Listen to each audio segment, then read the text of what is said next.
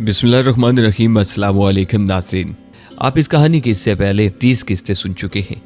अब 31वीं किस्त आपके सामने रखने जा रहा हूँ। मुझे उम्मीद है इससे भी आप लुत्फ अंदोज होंगे। उसके कहने से पहले ही मैंने क्लच छोड़कर रेस घुमा दी थी। मोटरसाइकिल आगे बढ़ी और उसके साथ उसने फायर खोल दिया। मैंने अपनी तवज्जो मोटरसाइकिल चलाने पर मबसूल कर रखी। सड़क पर चढ़ते ही मैंने पूछा, कहाँ जाना है? अंगुराड़े तक तो नहीं पहुंच पाएंगे, बेहतर यही है कि मोटरसाइकिल कमांडर अब्दुल हक के हवाले करके पैदल ही कहीं निकलने की कोशिश करते हैं। ये कहते ही वो घूमकर सीधी होकर बैठ गई, क्योंकि कबील खान के आदमी अब तक बाहर नहीं निकल पाए थे। दिमाग तो ठीक है, मैंने मोटरसाइकिल की रफ्तार बढ़ाते हुए पूछा। ठीक होता तो तुम्हारे साथ होती, मैंने तंजिया अंदाज में कहा। बड़ा एहसान है तुम्हारा, जो अभी भुगत कर आ रहे हैं उसकी वजह मैं ही तो हूँ।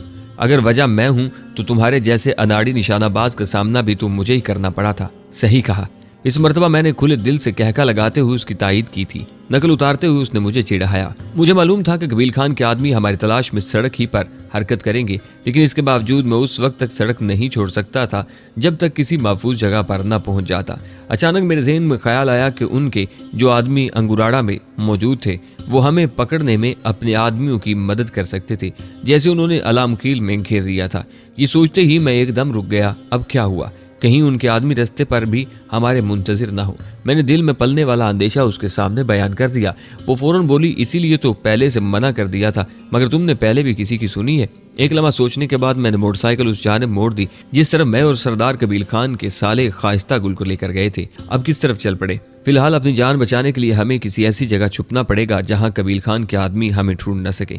बड़े अक्लमंद हो गए हो। मेरे पेट में उंगली चबोते हुए वो मुस्कुराई। मैंने बुरा मुंह बनाते हुए कहा, तुम्हें कितनी बार मना किया है कि मेरे साथ बेतकल्लुफ होने की कोशिश न किया करो। उफ, कसम से कितना दिखावा करते हो, वरना गिलास पर गोली चलाते वक्त तुम्हारा सांस निकला जा रहा था।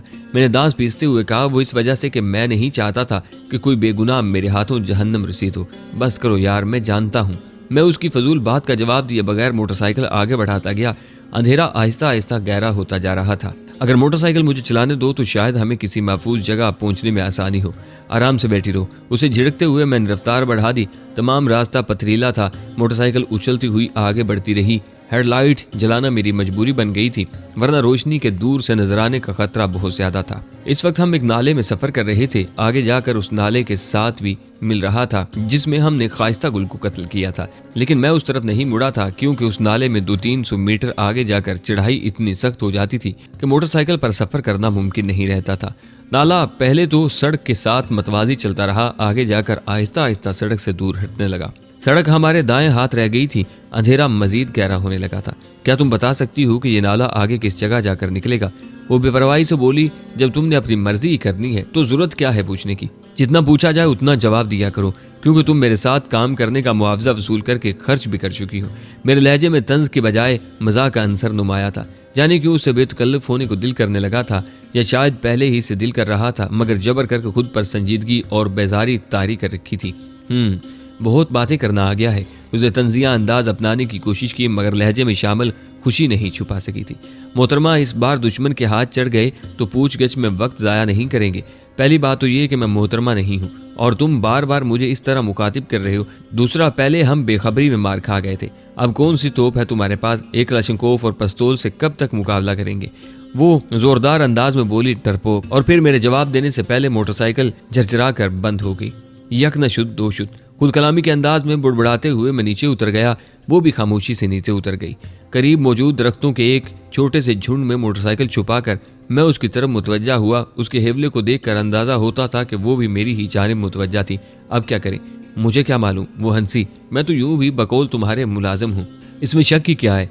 कहकर मैं नाले ही में आगे बढ़ गया। तो फिर पूछते क्यों हो? मालिक का पूछना और मुलाजिम का जवाब देना फर्ज बनता है। चलो वो तो बाद का मामला है, पहले तुम पिस्तौल मेरे हवाले करो। किस खुशी में? क्योंकि वो तुम मेरे हवाले कर चुके थे। याद करो, आर्जी तौर पर दिया था। नहीं, कोई आर्जी नहीं था और इस बारे में पहले बता चुका था।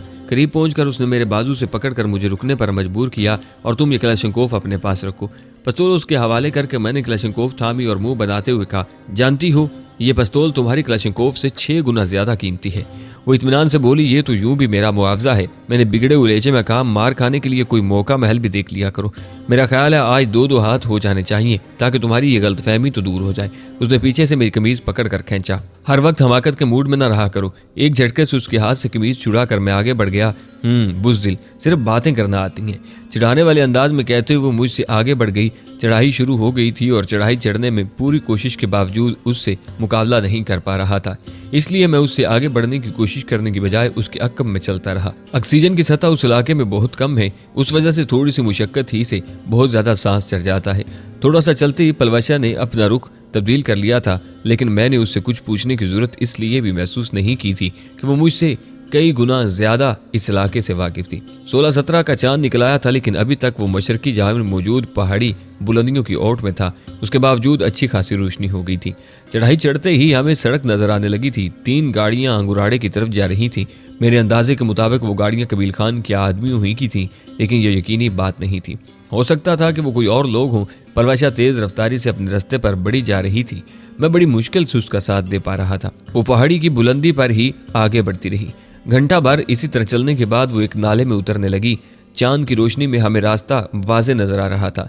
नाले में उतरकर वो उस नाले में आगे बढ़ने लगी। मैं भी खामोशी से उसकी मईत में चल रहा था। वो पहाड़ी इलाके में चलने की माहिर थी और उसकी वजह यही थी कि पहाड़ों ही में पली बड़ी थी। उसके साथ मुजाहिदीन के माहिर लड़ाकों से लड़ाई भिड़ाई की तरबियत भी हासिल कर चुकी थी। एक तरबियत याफ्ता स्नाइपर होने के बावजूद मुझे लगता था कि वो मुझसे ज्यादा सख्त जान है। उसका तजुर्बा मुझे तब हुआ था जब मैं उसे बदतरीन तशद्दुद का निशाना बनाने के बावजूद उससे फकत नाम ही नहीं उगलवा सका था। थक तो नहीं गए? उसने काफी देर से चाई खामोशी को तोड़ा। चलते रहो, उसने रुकते हुए पूछा। अगर चाहो तो चंद मिनट आराम कर लेते हैं। जरूरत नहीं, कहकर मैं उससे आगे बढ़ गया। अच्छा, मैं थक गई हूँ, चंद मिनट आराम कर लेते हैं। इस मर्तबा उसने अपना नाम लिया, लेकिन इतना तो मैं जानता था कि वो बिल्कुल भी नहीं थकी थी। थक गई हो या थक गए हो, मैं एक करीबी पत्थर पर बैठते हुए मुस्कुराया। मेरी मर्जी, जो कहूँ, अलबत्ता तुम मुझे लड़का ही समझा करो। वो मेरे साथ पड़े पत्थर पर बैठ गई। कितनी देर में पहुंच जाएंगे? 4-5 घंटे लग जाएंगे। इसका मतलब है रात चलते हुए बीतेगी। उसने संजीदा लहजे में मशवरा दिया। अगर चाहो तो कोई मुनासिब जगह देखकर आराम कर लेते हैं। नहीं, मैंने नफी में सर हिला दिया। तो फिर चलो, उठकर चल पड़ी। हमारा सफर दोबारा शुरू हुआ। नाला दर नाला हम तेज रफ्तारी से चलते रहे। रास्ते में 2-3 दफा पानी पीने के लिए रुकने के अलावा हम न रुके। रात को 1 बजे का अमल होगा जब हम कमांडर रसूलुल्लाह की बैठक के सामने पहुंचे। चाबी मेरी जेब में मौजूद थी।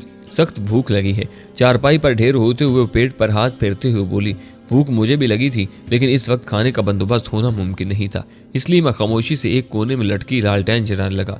उसने कहा, हमें चंद दिन तक छुप कर रहना पड़ेगा और बेहतर होगा तुम इस बैठक से ना निकलना, जबकि मैं कुछ दिन अपने घर गुजारूंगी। मैं गहरा सांस लेते हुए चारपाई पर बैठ गया। ऐसा करो, एक मुखाबरा मुझे दे दो। मैं रोजाना रात को 8 बजे से 9 बजे के दरमियान मुखाबरा आन रखूंगा। अगर कोई जरूरी बात हो तो मुझे बुला लेना, वरना हफ्ते के बाद मैं आ जाऊंगा और इकट्ठे बैठकर कोई लाहिया अमल बना लेंगे। मैं तंजिया लहजे में बोला, मेरा ख्याल है ये तय करना मेरा काम है कि हमें क्या करना है। उसने संजीदा लहजे में जवाब देते हुए कहा, राजे साहब, इन हालात में इससे बेहतर तुम कुछ सोच ही नहीं सकते। चंद दिन तक कबील खान के आदमी शिकारी कुत्तों की तरह हमारी तलाश में सरगर्दा रहेंगे और इनमें कम अज कम 2 आदमी ऐसे जरूर हैं जो हमें शक्ल से जानते हैं, बल्कि सकलैन खान के बेटे की शादी में शिरकत करने वाले तमाम अफराद हमें शक्ल सूरत से पहचानते हैं। गो वो कबील खान के आदमी तो नहीं है, मगर इनमें कोई एक ऐसे जरूर होंगे जिनके कबील खान के मुख्तलिफ आदमियों से अच्छे राब्ते हों। इसलिए हमारा चंद दिन तक मंजरेआम से हट जाना बेहतर रहेगा। तो क्या चंद दिन के बाद हमारी तलाश तर्क कर देंगे? नहीं, उसने नफी में सर हिलाया, लेकिन तलाश में ऐसी तंदी नहीं रहेगी। मेरे सफरी थैले से एक आई काम और उसकी फालतू बैटरी निकाल लो। मैंने मेज पर पड़े अपने थैले की तरफ इशारा करते हुए गोया उसके साथ मुत्तफिक होने का ऐलान किया था। मेरा थैला खोलते हुए उसने आई कैम सेट और उसकी बैटरी निकाल कर कहा, याद रखना, चैनल नंबर 11, रात 8 से 9 बजे के दरमियान में मुखाबरा आन किया करूंगी। तो क्या तुम अभी जा रही हो? उसे जाने पर आमादा देखकर मैंने हैरानी से पूछा। हाँ, असबात में सर हिलाते हुए शरारत से मुस्कुराई। मुझे तुम पर बिल्कुल एतबार नहीं है, और फिर मैंने शादी में डांस करके कुछ रकम भी इकट्ठी की है। इससे पहले कि तुम ये रकम चोरी कर लो, मैं ये भी अम्मी जान के हवाले कराऊं। मैंने सर झटकते हुए कहा, फजूल को। वैसे याद आया, तुम मेरी क्लाशनकोफ कहाँ फेंक आए? बड़ी जल्दी याद आ गया। नहीं याद तो काफी देर से था, पूछने का मौका ना मिल सका। सकलैन खान की बैठक से निकलते वक्त मैंने पास खड़े आदमी के हवाले कर दी थी, ताकि किसी को शक न हो कि मैं भी वहां से भागने के चक्कर में हूँ। असबात में सर हिलाते हुए उसने गहरी निगाह मुझ पर डाली। चंद लम्हे मुझे घूरने के बाद वो अजीब से लहजे में बोली, अपना ख्याल रखना और दरवाज़ा याद से कुंडी कर देना। ये कहकर वो बाहर निकल गई। दरवाज़ा कुंडी करने से पहले मैंने बाहर झांका, वो तेज कदमों से वहां से दूर जा रही थी। दरवाज़ा कुंडी करके मैं अंदर आ गया। मेरी आंख दरवाजे पर होने वाली दस्तक से खुली। दरवाज़ा खोलने से पहले मैंने कलाई पर बंधी घड़ी पर नजर दौड़ाई। सुबह के 7 बज रहे थे। दरवाज़ा खोलने पर सफ़ेद रेश कमांडर नसरुल्लाह का मुस्कुराता चेहरा नजर आया। अस्सलाम वालेकुम कहते हुए वो अंदर दाखिल हुआ। वालेकुम अस्सलाम कहकर मैंने उसका मुसाफे के लिए बढ़ा हुआ हाथ थाम लिया। मेरा ख्याल है पहले मैं नाश्ता ले आऊं, उसने पुरशफकत मुस्कुराहट से पूछा। बहुत अच्छा ख्याल है, मैंने ताईदी अंदाज में सर हिलाया। अकेले हो या पल्लू खान भी साथ है? अकेला हूँ, लेकिन नाश्ता आप 2 बंदों ही खिलाएं, कल रात का खाना नहीं खा सका था। मेरी बात पर वो असबात में सर हिलाते हुए बाहर निकल गया। उसने भी मेरे साथ ही नाश्ता किया। नाश्ते के दौरान ही मैं उसे कल के वाक़े के बारे में तफसील से बताने लगा। तमाम तफसीलात खामोशी से सुनकर उसने मुझसे मोटरसाइकिल छुपाने की जगह के बारे में पूछा और कहने लगा, मोटरसाइकिल की फिक्र न करो, मैं मंगवा लेता हूँ। कहीं मोटरसाइकिल की वजह से आप लोगों पर कोई आंच ना आ जाए। बिल्कुल भी नहीं, मोटरसाइकिल के अंदर तब्दीलियां करना कौन सा मुश्किल काम है। यूं भी यहाँ गाड़ियों और मोटरसाइकिलों के कागजात और नंबर प्लेट्स वगैरह नहीं होती। और मैंने इत्मीनान भरे अंदाज में सर हिला दिया। नाश्ते के बाद वो बर्तन समेटकर बैठक से निकल गया, जबकि मैं एक बार फिर आराम करने के लिए लेट गया। अगले 2 दिन मैंने बैठक में आराम करते गुजारे। तीसरे दिन कमांडर नसरुल्लाह नाश्ता लेकर आया तो बैठते साथ कबील खान का जिक्र छेड़ दिया। कबील खान अफगानिस्तान से वापस पहुंच गया है और कल अपनी तबाहशुदा हवेली का जायजा लेने गया था। सुना है वो जल्द अज जल्द अपनी हवेली दोबारा तामीर कराना चाहता है। लाजमी बात है उसकी अयाशी का अड्डा जो था। और नाश्ते की तरफ मुतवज्जा होते पूछा, वैसे आपको कैसे पता चला? यकीनन मुजाहिदीन इसकी नकलो हरकत पर नजर तो नहीं रखते। सही कहा, उसने असबात में सर हिला दिया। बस गुज़िश्ता रात इत्तफाकन उसके एक आदमी से मुलाकात हो गई थी। मेरा पुराना शनासा है, गपशप के दौरान ही ये सब बताता चला गया। शायद वो आज भी वहाँ जाए। कमांडर रसूलुल्लाह ने एक और इंकिशाफ किया। मैं हैरानी से उसकी जानिब मुतवज्जा हुआ। क्या यकीनी बात है? एक खबर मिली थी भाई, जो आपके सामने दुहरा दी। मानी के लहजे में कहते हुए वो बर्तन समेटने लगा। शुक्रिया जनाब, मैंने ममनूनियत भरे लहजे में कहा। मैं जानता था कि वो ये खबर मुझ तक क्यों पहुंचा रहा था। उसके जाने के बाद मैं थोड़ी देर शशुपंज में डूबा रहा कि वहां जाऊं या न जाऊं। आखिर में जाने का इरादा गालिब आ गया। दिन के 10 साढ़े 10 होने को थे। मैं तैयार होकर बैठक से निकल आया। अगर रात को ये बात मालूम हुई होती तो शायद मैं पलवाशा को बुला लेता। गोवनिरा सरदर्द थी, लेकिन कबील खान के खिलाफ काम करते वक्त उसका साथ होना जरूरी था। अलबत्ता उस वक्त उससे राब्ते का कोई जरिया नहीं था, इसलिए मैं अकेला ही चल पड़ा। तबाहशुदा हवेली तक जाने का जो रास्ता पलवैचा ने हमें दिखाया था वो आसान होने के साथ साथ मुख्तसर भी था। 2-2:30 बजे तक मैं वहां पहुंच गया था। घने दरख्तों और गुंजान झाड़ियों के दरमियान रास्ता बनाते हुए मैं चक्कर काटकर हवेली के अक में मौजूद पहाड़ी के करीब पहुंचा। वहां बुलंदी से मैं हवेली की जगह का आसानी से जायजा ले सकता था। मैं दरख्तों के झुंड से निकलकर आगे बढ़ा ही था कि अचानक एक धमाका हुआ और मुझे झटका सा लगा और मुझे महसूस हुआ जैसे कोई गर्म अंगारा मेरे बाएं कंधे में घुस गया हो। मैं कोल्हुओं के बल नीचे गिरा और जल्दी से झाड़ियों में रेंग गया। यकीनन इस पहाड़ी पर कबील खान के आदमी मौजूद थे। मैं कुछ ज्यादा ही बेहतियाती का मुजाहरा कर बैठा था। मेरे हाथ में थामी हुई ट्रैकनोव को देखकर उन्होंने ललकारने की जरूरत ही महसूस नहीं की थी। इसका मतलब यही था कि कबील खान वहां पहुंचा हुआ था और उसके मुहाफिज चौकस थे। एक और ब्रस्ट फायर हुआ। गोलियां उसी झाड़ी की तरफ आ रही थी। मैं झुके झुके वहां से दौड़ने लगा। 15-20 गज दूर आकर भल भल करते खून को रोकने के लिए जख्म पर अपनी चादर बांधने लगा। गोली गोश्त के अंदर ही रह गई थी। यह पहला मौका था कि मैं किसी की गोली का शिकार हुआ था। शुरू में गोली लगने की तकलीफ बिल्कुल नहीं होती, मगर उसके बाद लम्हा लम्हा दर्द बढ़ता जा रहा था। दूर मुझे किसी के चिल्लाकर कुछ कहने की आवाज़ आ रही थी। यकीनन उनकी तादाद काफ़ी ज़्यादा थी और मेरे लिए उनका मुकाबला करना मुमकिन नहीं था। खासकर इस हालत में तो मैं राइफल चलाने के काबिल भी नहीं रहा था।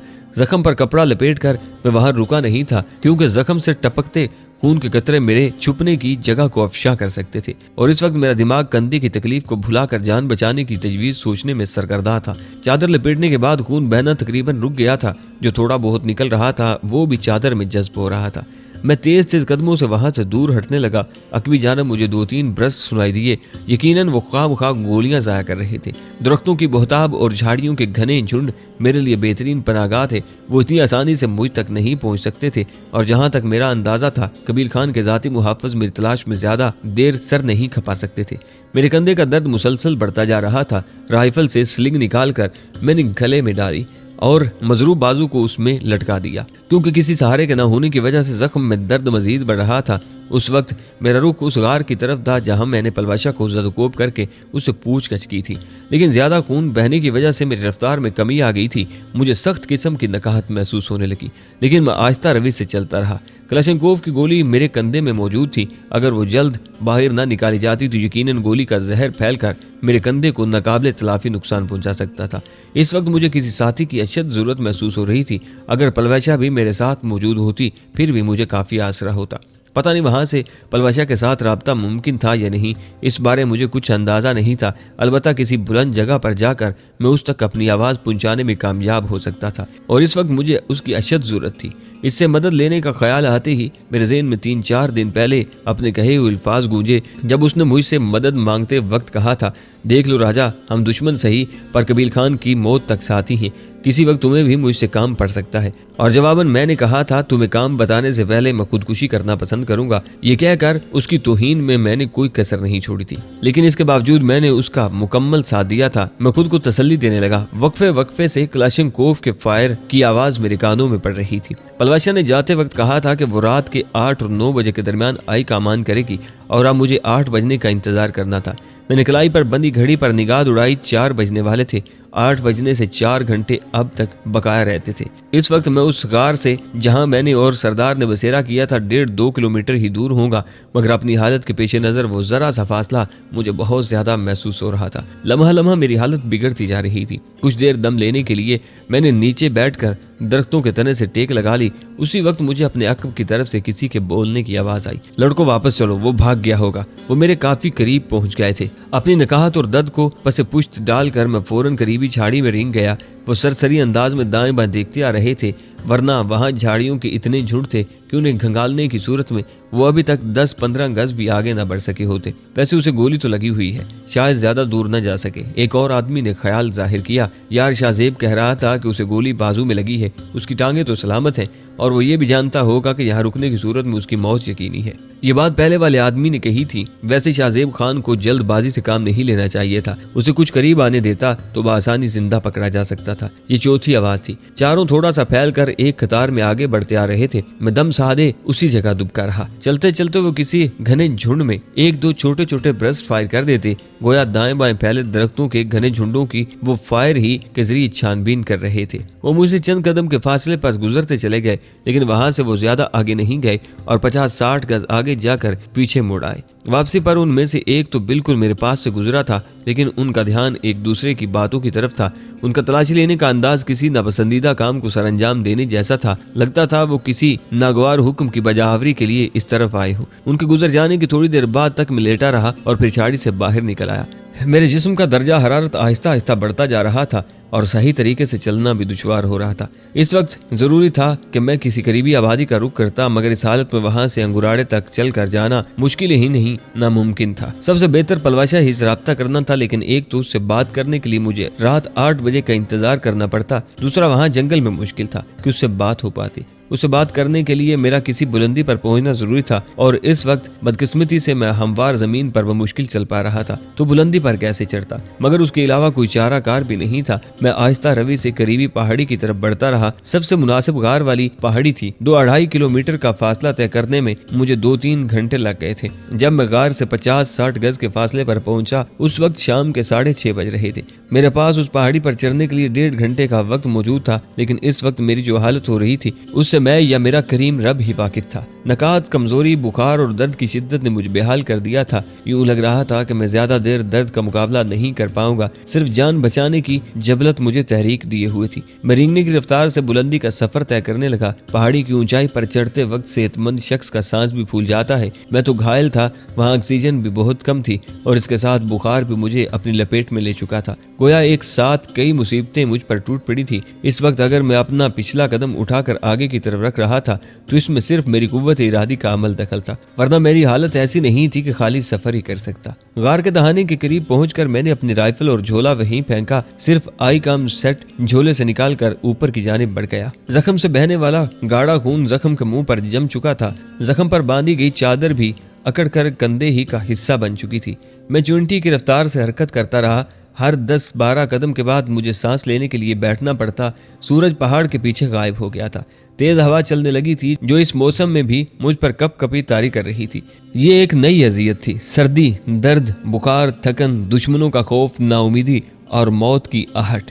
इस वक्त जाने मैं किस किस कैफियत से गुजर रहा था। पलवैशा जिससे बात करने के लिए मैं बुलंदी का अज़ियतनाक सफर तय कर रहा था, उसकी ज़ात से भी मुझे कोई खास उम्मीद नहीं थी।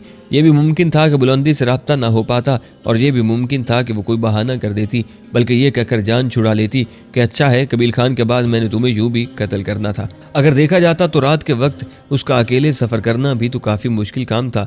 गो वो एक बहादुर लड़की थी, मगर इस वक्त वो अकेली मेरी तलाश में तो अपनी पनागाह से नहीं निकल सकती थी। और ये भी फिर मुमकिन था कि उसकी माँ किसी गैर मर्द के लिए उसे जाने की इजाजत देती या न देती। लेकिन कहते हैं डूबते को तिनके का सहारा होता है। रात को न सही वो सुबह सवेरे तो मुझे ढूंढते हुए आ सकती थी, और अगर मैं अजियत भरी रात गुजार लेता तो शायद अगली सुबह मुझे कोई ना कोई मदद मिल जाती। मेरे जहन में आहिस्ता आहिस्ता अंधेरों की जलगार होने लगी थी। ज्यादा खून बह जाने की वजह से मेरी हालत नगुफ्ता बा हो रही थी। इन सारी तकलीफात का मुकाबला करते आखिर मैं ऊंचाई पर पहुंच गया। उस इलाके में हवा अमूमन मगरिब से मशरिक की जानिब चलती है। इस वक्त मैं पहाड़ की जुनूब मगरबी जानिब मौजूद था, और उसी वजह से मैं बराह रास्त हवा की जद में भी था। पहाड़ी की चोटी पर पहुंचकर मैं दूसरी समत 2-3 गज नीचे होकर एक बड़ी चट्टान की आड़ में हो गया। वहां हवा की बराह रास्त जद में आने से मैं बच गया था। 5-10 मिनट मुझे अपना सांस बहाल करने में लगे। उसके बाद मैंने घड़ी की अंदरूनी लाइट चलाकर वक्त देखा। 8:15 हो रहे थे। मुझे डर हुआ कि कहीं पलवैशा ने 8 बजे आईकाम सेट ऑन करने के बाद कोई कॉल ना आती देखकर आईकाम को बंद ही न कर दिया हो। यूं भी जब से वो गई थी मैंने एक बार भी उससे राब्ता नहीं किया था। मेरे दिमाग में आहिस्ता आहिस्ता अंधेरा फैल रहा था।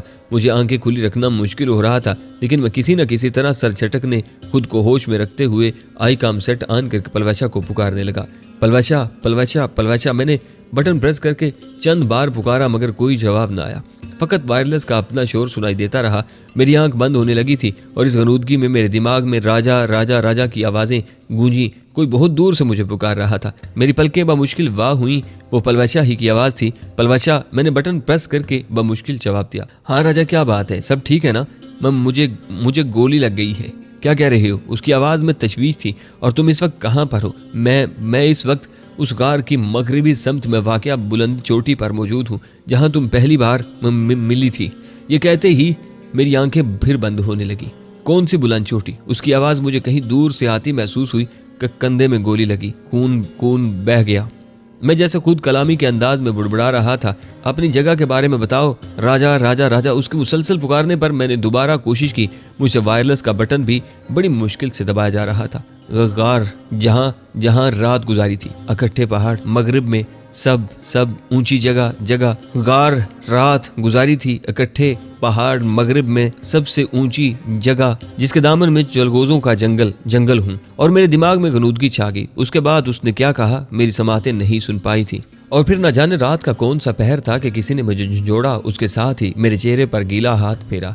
राजा। मेरे कानों में बहुत दूर से पलवैशा की आवाज़ आ रही थी। शायद अभी तक वायरलेस हटान था। हाँ पलवैशा, मैं पहाड़ की चोटी। राजा होश में आओ। मुझे अपने गालों पर फिर गीले हाथों का लम्स महसूस हुआ। उसके साथ ही उसने मेरे मुंह के साथ पानी की बोतल लगा दी। मुझे सख्त प्यास महसूस हो रही थी। 2-3 घूंट लेते ही मुझे कुछ होश आया और मैंने आंखें खोल दी। अपने चेहरे पर मुझे टार की रोशनी महसूस हुई। पलवैशा, मैंने सवालिया अंदाज में पुकारा। हाँ मैं पलवैशा हूँ, और उठो, यहाँ से चलना होगा। मैं थक गया हूँ। मैंने जैसे खुद कलामी की थी। हाँ जानती हूँ। उसकी नरम आवाज़ मेरी समातों में गूंजी। मगर जगह मुनासिब नहीं है, नीचे गार में जाना होगा। उठो, मैं तुम्हें सहारा देती हूँ। तूहन करहन कराते हुए उठा। बायां कंधा बिल्कुल शल हो चुका था। उसने मेरा दायां हाथ अपने कंधे पर रख लिया। उसका बदन बहुत मजबूत और तवाना था। वो आम लड़कियों से बिल्कुल मुख्तलिफ थी, लेकिन उसके बावजूद उस हालत में भी मैं उसके बदन का गुदाजपन महसूस किए बगैर न रह सका। मुझे सहारा देकर वो आहिस्ता आहिस्ता नीचे उतरने लगी। अपना बायां हाथ उसने मेरी कमर से लपेटा हुआ था। आधे घंटे की कोशिश के बाद हम काफी नीचे उतर आए थे। एक छोटी टार्च जलाकर उसने दाएं हाथ में पकड़ी हुई थी। हवा तो जैसे हम दोनों को उड़ा रही थी। मजीद 15 मिनट हरकत करने के बाद वो झाड़ियों के झुंड में रास्ता बनाती हुई अंदर दाखिल हुई। उसके साथ ही मुझे टार्च की रोशनी में गार का खुला दहाना नजर आने लगा। नीचे झुककर हम अंदर दाखिल हुए। दहाने से आगे गार अच्छी खासी ऊंची थी। ये वही गार थी जिसमें मैंने बड़ी बेदर्दी से उसे तशद्दुद का निशाना बनाया था, और आज मैं मुकम्मल तौर पर उसके रहमो करम पर था। मुझे बिठाकर वो गार के दहाने पर पड़ा, अपना और मेरा सामान समेट कर अंदर ले आई। मैं घुटनों पर सर रख कर बैठ गया था। मेरा थैला मेरे सर की जानिब रखते हुए वो मुझे लेटने में मदद देने लगी। मुझे नीचे लटाकर मैं आती हूँ कहकर वो बाहर निकल गई। थोड़ी देर बाद वो खुश्क लकड़ियों का गट्ठा लेकर अंदर घुसी। छोटी छोटी लकड़ियां तरतीब से रखकर उसने लकड़ियों को आग लगा दी। चंद लम्हों में गार के अंदर आग की रोशनी के साथ खुशगवार हिद्दत फैल गई थी। वो मौसम आग जलाने वाला नहीं था, लेकिन मुझ परतारी कप कभी देखकर उसने आग जलाना जरूरी समझा था। गोली बाजू के अंदर है या निकल गई है? आग जलाकर वो मेरी जानब मुतवज्जा हुई, अंदर ही है। मैं बेबसी से बोला, ये तो अच्छी बात नहीं है। बहरहाल तुम्हें थोड़ी तकलीफ बर्दाश्त करना पड़ेगी। आम से लहजे में कहते हुए उसने अपना झोला खोलकर बारीक धार का एक खंजर निकाला और एक दरमियानी जिसामत का पत्थर आग के करीब रखकर उस पर वो खंजर इस तरह रखा कि उसकी धार को आग के शोले छूने लगे। उसका इरादा जानते ही मेरे बदन में चुंटियां रेंगने लगी थीं। पहले भी कभी ये किया है? मैंने थूक निगलते हुए पूछा। किया नहीं है, देखा तो है ना, और मेरे ख्याल में इतना काफी है। मगर देखने और करने में बहुत फर्क है। मैं हकलाया। वो हल्के से मुस्कुराई। अगर तुम्हारे पास कोई दूसरी तजवीज़ है तो मैं रहने देती हूँ। नहीं, तजवीज़ तो कोई नहीं है। अगर तजवीज़ कोई नहीं है तो फिर हिम्मत करो। सिर्फ बंधी हुई लड़कियों की पिटाई करना ही बहादुरी नहीं होती। दर्द और तकलीफ बर्दाश्त करने का हौसला भी एक मर्द में होना चाहिए। उसने बेरहमी से मेरे माजी की ज्यादती को याद किया। मैं पीकी मुस्कुराहट से बोला, वैसे तुम्हारे लिए ये अच्छा मौका है। तुम अपने साथ होने वाली ज्यादती का बदला ले सकती हो। मैं मरे हुए को नहीं मारा करती। बाकी तुम्हें मैंने कबीर खान की हलाकत के बाद कत्ल करने का इरादा किया हुआ है और अपने इरादे के खिलाफ मैं कभी कदम नहीं उठाती। ये कहते ही वो मेरे करीब हुई और मेरे कंधे से बंदी चादर को खोलने लगी। उसके चेहरे पर छाए बेपरवाही के तासरात उसके बुलंद हौसले को जाहिर कर रहे थे। उसमें कोई शक नहीं था कि वो एक बहादुर, दलेर, जुर्रतमंद और बाहौसला लड़की थी। हालांकि उसकी उम्र की लड़कियां तो बमुश्किल गुड़ियों से खेलने से फारिग होती हैं और वो मेरे कंधे से गोली निकालने की तैयारी कर रही थी। चादर खोलकर मेरे जख्म का जायजा लेते हुए उसने अपने झोले से स्टील का बड़ा सा मग निकाला और उसमें पानी भरकर आग पर रख दिया। मैं खाली खाली नजरों से उसकी कार्रवाई देख रहा था। मेरा दिल आने वाले जां गुसल लम्हात का सोच कर धड़क रहा था। वो जो तरीका अपनाकर मेरे कंधे से गोली निकालने वाली थी, उस दर्द को बर्दाश्त करने की हिम्मत में अपने अंदर मकफूद पाता था। लेकिन इस वक्त एक लड़की के सामने अपनी बुज़दिली जाहिर करने का हौसला भी मुझ में नहीं था। उसके साथ ये भी मसला था कि उसे मना करने की सूरत में मेरे पास कोई मुतबादल हल भी मौजूद नहीं था। ना तो वहाँ अस्पताल मौजूद था और ना कोई डॉक्टर। गोली ज्यादा देर कंधे में रहती तो कंधे को नाकाबिले तलाफी नुकसान भी पहुंच सकता था। खुद को हालात के रहमो करम कर छोड़ने का फैसला करके मैं खामोश पड़ा पलवशा की कार्रवाई देखता रहा। पानी गर्म करके उसने मेरी कमीज कंधे से फाड़ कर जख्म को बिल्कुल नंगा कर दिया। फिर अपने झोले से एक साफ चादर निकाल कर उसमें एक टुकड़ा फाड़ा और गर्म पानी में वो कपड़ा भिगोकर जख्म का मुंह साफ करने लगी। गर्म पानी के लगते ही जख्म में से फिर खून रसने लगा था। उसके साथ ही दर्द में इजाफा हो गया। मैं दांत भींचे खामोश पड़ा रहा। रह कर मेरे दिमाग में पलवैसा का ताना गूंज रहा था, सिर्फ बंधी हुई लड़कियों की पिटाई करना ही बहादुरी नहीं होती। दर्द और तकलीफ बर्दाश्त करने का हौसला भी एक मर्द में होना चाहिए। मेरे अपने ख्याल के मुताबिक मुझ में बर्दाश्त का मादा वाफिर मिकदार में मौजूद था, मगर इस वक्त जो मरहला दरपेश था इस बारे सोच कर ही मेरी हिम्मत जवाब देती जा रही थी। अगर कोई तजुर्बाकार शख्स होता तब भी मुझे इतना खौफ न होता, लेकिन वहाँ तो एक तजुर्बाकार लड़की थी। मेरे ख्यालात से बेखबर वो इत्मीनान से मेरे जख्म को गर्म पानी से धोती रही। जख्म को अच्छी तरह साफ करने के बाद उसने अपने झोले से एक और बोतल निकाली। उसका ढक्कन खुलते ही मेरी नाक में सिपरेट की नागवार बू दाखिल हुई। यकीनन वो अपनी जगह से मुकम्मल तैयारी करके चली थी। बोतल का ढक्कन खोलकर वो मेरे जख्म पर सिपरेट डालने लगी। जख्म में शदीद जलन शुरू हो गई थी। मेरे होठों से बेइख्तियार सिसकी बरामद हुई। थोड़ी सी मजीद सिपरेट मेरे जख्म पर अंडेल कर उसने बोतल बंद करके एक तरफ रख दी। तैयार हो? उसने आम से लहजे में पूछा। मेरा दिल कर रहा था कि इनकार कर दूं। एक अनाड़ी के हाथों अपने कंधे का बेड़ा गर्क कराना कहाँ की दानिशमंदी थी, मगर मैं चाहते हुए भी इनकार न कर सका और आंखें बंद करते हुए मैंने असबात में सर हिला दिया।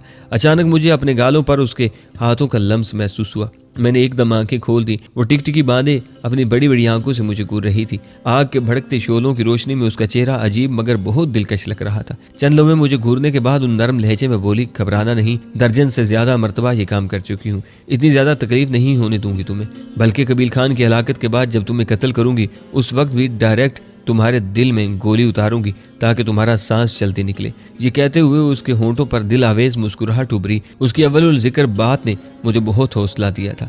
अगर वाकई में वो दर्जन भर से ज्यादा मरतबा ये काम कर चुकी थी तो उसे काफी माहिर होना चाहिए था। साफ कपड़े का एक टुकड़ा काट कर उसने गोला सा बनाकर मेरे मुंह में दिया ताकि मैं चीख रोक सकूं। उसके बाद खंजर आग से उठाकर उसने टार्च जलाकर अपने मुंह में पकड़ ली। बाएं हाथ से मेरा कंधा थाम कर उसने खंजर की गर्म नोक जख्म पर रखी। दर्द की शदीद लहर से मैं कांप सा गया था। दांत सख्ती से भींचकर मैंने आंखें बंद कर ली। उसने माहिराना अंदाज में खंजर की नोक जख्म में घुमाई और कंधे के गोश्त में घुसे बुलेट को महसूस किया। मेरा हाथ कांपने लग गया था और फिर एकदम उसने मखसूस अंदाज में झटका दिया। दर्द की शदीद लहर से मैं उछल पड़ा था। मेरा बायां हाथ मुसलसल कांप रहा था। पता नहीं गोली बाहर निकली थी कि नहीं, लेकिन दर्द की शिद्दत से मेरा बुरा हाल था। मैं नीम बेहोश सा हो गया था और खुद को उसकी दूसरी कोशिश के काबिल नहीं समझ रहा था। अचानक मुझे अपने गालों पर उसकी हथेलियों का लम्स महसूस हुआ। बस हो गया, निकल गई गोली बाहर। मैंने गहरा सांस लेकर आंखें खोल दी। मेरे मुंह से कपड़े का गोला निकालकर वो हल्के से मुस्कुराई। इतनी सी बात थी, तुम यूं ही घबरा रहे थे। यकीन मानो ये काम किसी बेबस लड़की की पिटाई करने से बहुत ज्यादा आसान है। वाकई उसने बहुत सराहत और तेजी से ये काम किया था। मिनट से भी कम वक्त में उसने गोली निकाल ली थी। उसकी मुखर जिक्र बात सुनकर मेरे होंठों पर फीकी मुस्कुराहट जाहिर हो गई थी। मेरे बिगड़े हुए चेहरे को इतदाल पजीर होते देखकर वो जख्म की तरफ मुतवज्जा हो गई। जख्म को एक मरतबा फिर सिपरेट से धोकर उसने नर्म कपड़े की चादर से 2-3 लंबी लंबी पट्टियां फाड़ी और अपने झोले से एक मोमी लिफाफा निकाल लिया जिसमें कोई सफूफ भरा था।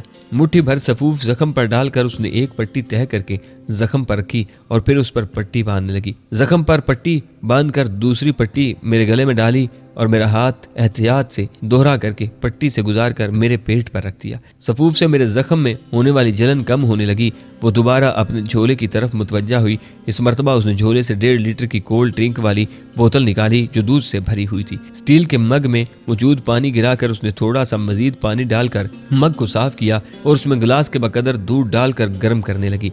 इस दौरान उसने दूध में कुछ शामिल भी किया था, शायद वो हल्दी वगैरह थी। दूध को हल्का सा गर्म करके वो मेरे करीब आई और मेरी पीठ पीछे उसने आहिस्तगी से मुझे सहारा देकर उठाया और मेरे दाएं हाथ में दूध का मग पकड़ाकर वो मुझे पीछे से थाम कर बैठ गई।